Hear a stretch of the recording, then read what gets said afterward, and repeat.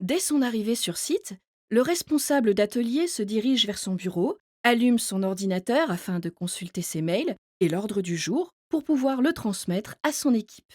Il est très souvent au téléphone pour échanger avec les conducteurs, et ce, dès le début de journée.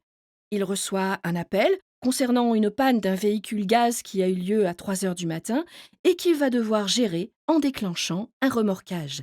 Il doit agir vite car il est garant du bon état du matériel et de la sécurité des conducteurs.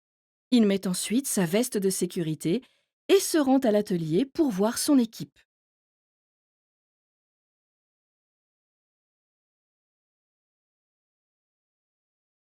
Une fois à l'atelier, le responsable d'atelier fait un point avec ses deux mécaniciens pour leur fournir l'ordre du jour et faire un point sur les travaux en cours.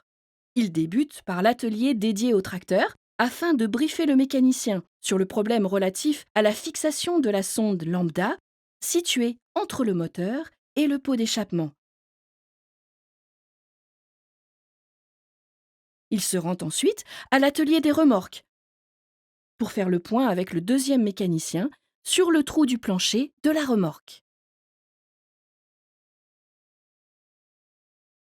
Le métier de responsable d'atelier est également basé sur le relationnel, car il est en contact régulier avec le service exploitation, afin que les exploitants puissent le prévenir des éventuelles pannes et qu'il se charge du dépannage le plus rapidement possible, pour que le client ne soit pas impacté et que la livraison ne soit pas retardée.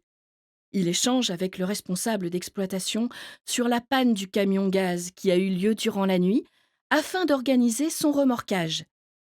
Qu'il s'agisse d'un éclatement sur autoroute ou d'une crevaison, il doit se montrer réactif et performant et être capable de gérer la partie technique sur le terrain, notamment l'entretien, la gestion et le contrôle des véhicules. Le responsable d'atelier gère également le volet commercial, car il est en relation avec les entreprises afin de procéder à l'achat des pièces détachées.